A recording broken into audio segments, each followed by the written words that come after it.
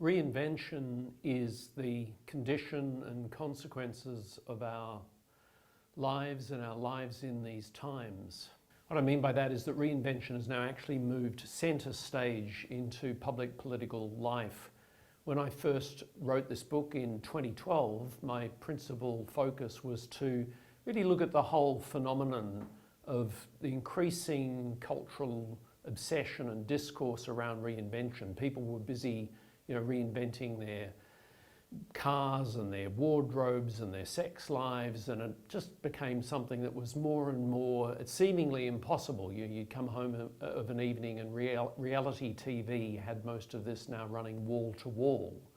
So I thought that was a really interesting development and wondered from a sociological angle, why was that happening? So initially, the book Reinvention was actually a very little book, and it was basically looking at developments in popular culture, all the way from the rise of dieting through to cosmetic surgery, through to therapy culture.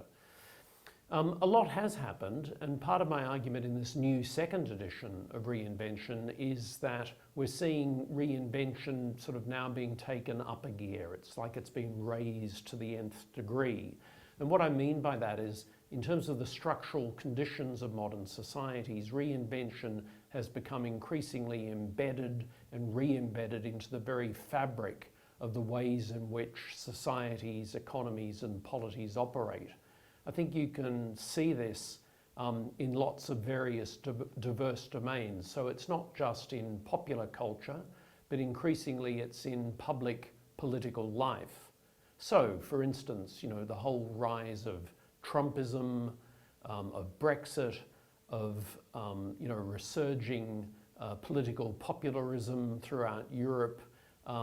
These are all trajectories that I think the arguments are really a shift beyond left and right into a new kind of landscape. Even with the election of the new president in the United States, while some commentators argue that this is a sort of return to business as normal, I think through the vantage point of the reinvention paradigm that I'm developing in this particular book, I'm arguing no, it's not as simple to just go back to business as usual, because what we've actually had is a dismantling of traditional political institutions as we have known them. That's been an agenda, it's part of the reinvention agenda of these early decades of the 21st century. And I would argue it's really new. It's quite different to anything, say, that our parents, or certainly our parents' parents, ever saw when politics was conducted in a much more left versus right, traditional format. So yeah, a lot has happened in the time since I wrote the first book, and I'm absolutely thrilled to have this opportunity with Routledge to see the book now into the second edition.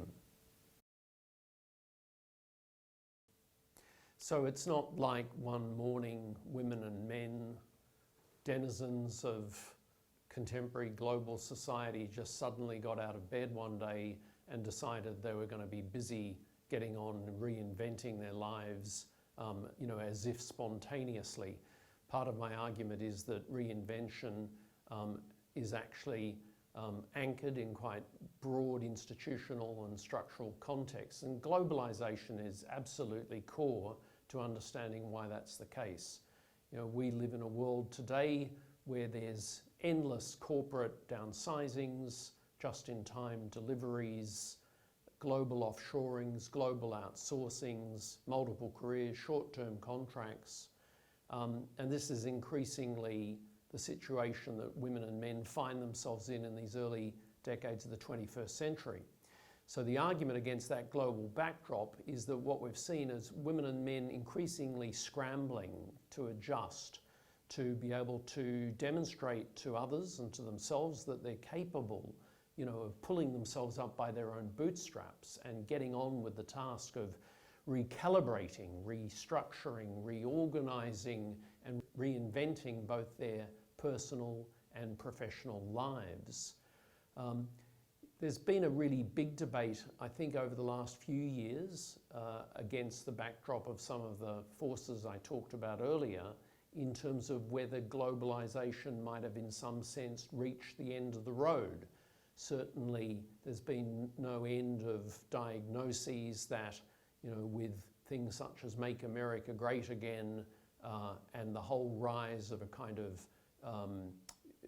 takeoff of sort of narrow nationalisms throughout the world, that globalization has run into trouble or that globalization has reached the end of the road. That argument was that, the era of peak globalization has come to an end. I think that view is actually incorrect. That view can only be maintained if you hold to a very narrow economic understanding of what globalization is. Globalization is not only about moving goods around the world, it's actually also about the flow of information, ideas, cultures and communications around the world. And thankfully, against the backdrop of what's happened throughout 2020 with the pandemic, the COVID-19, thankfully we've seen that globalization in terms of communication, culture, identities and ideas, that actually can't be quarantined. What we've actually seen throughout 2020 is a kind of turbocharging of many global networks. So my argument is that no, in terms of understanding these contrasting forces of globalization and anti-globalization, that globalization itself has a good distance to travel, and that in itself is continuing to have really big impacts in how we should think about reinvention in terms of our lives and the way that we live our lives today.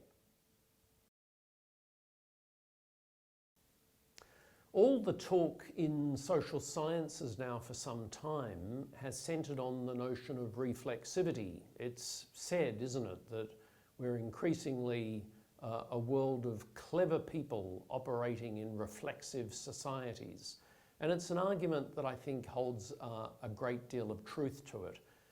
You've only got to just think of the way most people now carry their mobile phones on themselves, and the way in which if you arrange to go and meet someone at a set time in a set place, chances are you won't meet them at that exact set time in that set place, because as a clever person reflexively monitoring your mobile phone, that time and that place will likely change as you go about doing what it is that you do.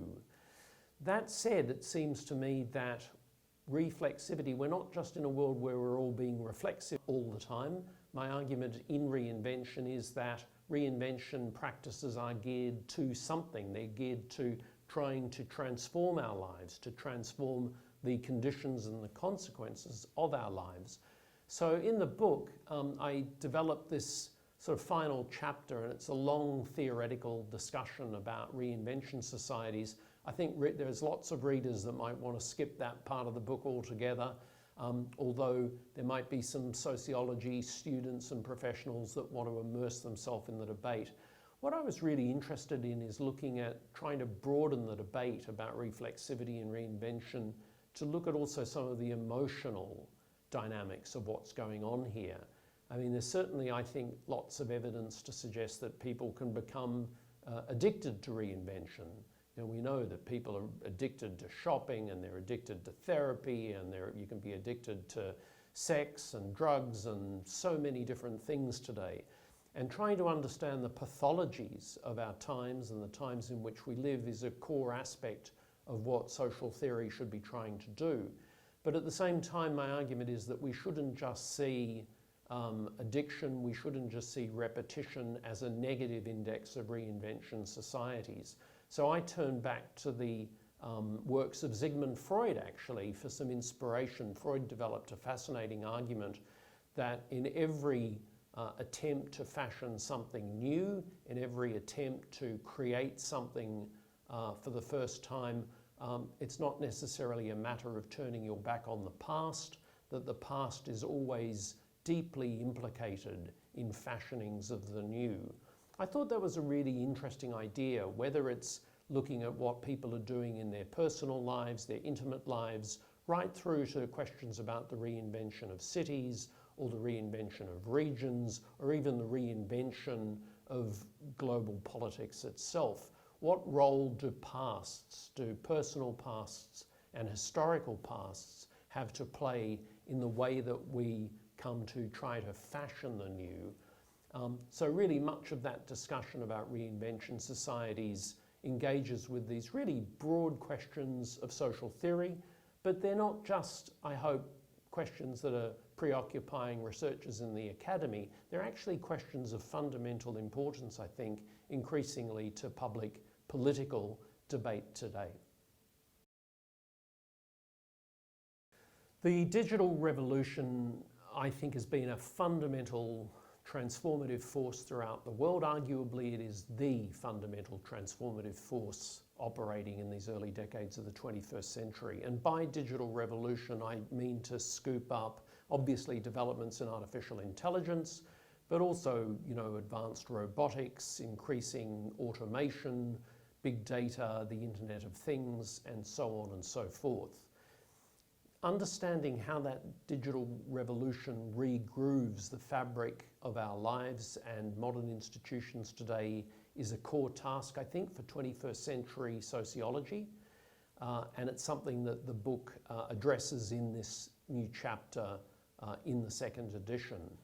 I think it's really interesting if you look at the ways in which, and I think increasingly you've only got to pick up any newspaper or turn on the TV to see the increasing examples of the way in which new digital technologies are, arguably both displacing and replacing social actors. I mean, the big debate, of course, is the debate about robots taking our jobs. But in this book and in this new chapter, what I try to show is that it's actually a much broader debate, and the consequences, I think, are much more varied than simply whether robots are going to take our jobs. So if you look, for instance, at something like the rise of chatbots, whenever you go onto a website these days and you're trying to book your next flight, something that people in 2020 have not been doing a lot of, but you get these softbots and chatbots that start talking to you and you realize there's not a human operator there, that it's just a computational system you're suddenly chatting away to. I think there are all sorts of interesting sociological questions that are raised. The sociologist Deirdre Bowden argued that social life is made up of talk, talk, talk, and more talk. Well, the interesting question today is social life presumably is as full as much talk as ever, but who are we talking to? And you've only got to, I think, stand at an airport or a railway station or at any convenience store and look around, and you'll notice that increasingly today people are talking in ways that not too many decades ago would have been completely incomprehensible to others. You often look across and at first it can look like a person's just sitting there talking to themselves, which of course once upon a time would have been defined as madness. Whereas now you're plugged into some device and you're sitting there chatting away, talking to some person on the other side of the globe. So the digital revolution, I think this all has really big consequences, because if we, for example, are moving into a world where throughout the day we do a whole host of things where we're chatting to automated intelligent assistants, so we might be saying to Siri or Alexa, order me a pizza or book me those tickets for that show, how might that then impact on and rub off on how we treat, say, colleagues in the office in the way that we might say something to them? These are really fundamental questions. They're important questions of research. And the short answer is, at the moment, I don't think anyone knows, and no one can say with any degree of confidence how this transformed digital landscape of talk is going to impact and change the world in the coming decades. In a remarkably short space of time, COVID-19 went from being nowhere to suddenly being everywhere. And of course, the world has been largely under siege ever since, really, in March 2020. I thought it really important to have a chapter in the new book, in the new edition of Reinvention, that addressed COVID-19 and the changes that we've seen unleashed. I think there are a couple of different dimensions to this. There's a kind of institutionalized plane, and then there's another plane which concerns lifestyle change. And I look at that throughout the discussion around COVID-19 and reinvention. I mean, effectively where people saw a lot of these changes at an institutional level was the way in which companies and organisations and institutions suddenly said, look, it's okay to do something that previously they'd been quite concerned about. That is remote working. You know, what allegedly could never be done just simply happened overnight as people started plugging in to their devices from home and working away. And of course, throughout 2020, as we know the world over, people have attended more Zoom meetings than they ever thought possible. But at the same time, in terms of lifestyle change, when you weren't engaged in a Zoom meeting for work, people, contemporary women and men, were busy trying out and trying on new kinds of lifestyles. So people were busy, for example, you know, attending Facebook funerals or doing Zoom parties. You know, and in terms of how all of that plays out, I try to bring together a discussion which I hope is both interesting and somewhat entertaining about the kind of thrills and spills along the way of how women and men navigated this kind of treacherous terrain of this really terrible and threatening global pandemic.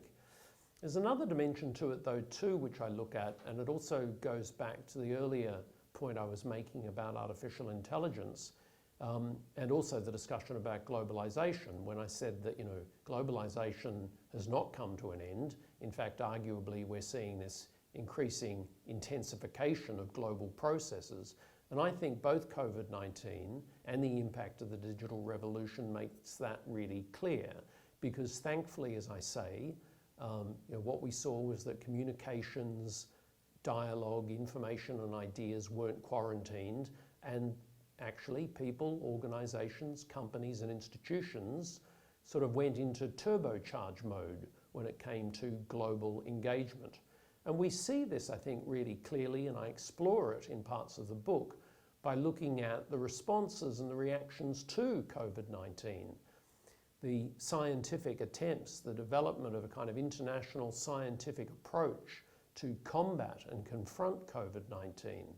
A good instance of that, for example, is the COVID-19 High Computing Consortium that was developed by, you know, such major players as IBM and Apple and Amazon and NASA, where effectively all of these multinationals and institutions made their supercomputers, 30 supercomputers available to scientists to internationally cooperate to try and accurately and at great speed identify, you know, a good molecule candidate that could withstand and get to work on the risks associated with the virus. So I think in lots of instances, all of these things really come together. We're in this, you know, world of blending now where these incredible opportunities sit together cheek by jowl with remarkable global risks. And this is really just the world of what reinvention society in the early decades of the 21st century is. I try to argue in the book that, you know, we need to engage. All people, I think, need to engage with the core contours of reinvention society. We need to know how that reinvention society is changing the parameters of the world in which we live, but we need also to engage with the new political possibilities and these global risks that sit alongside each other cheek by jowl, as I say. These are enormous challenges, I think, for the social sciences, but at the same time, I think the social sciences can really rise to these challenges, and it will do so effectively if it can best engage a broader public debate. It's really important that social science doesn't just talk to itself. My argument in the book is that we shouldn't have researchers just talking to other researchers. We want to reach out and engage broader political publics.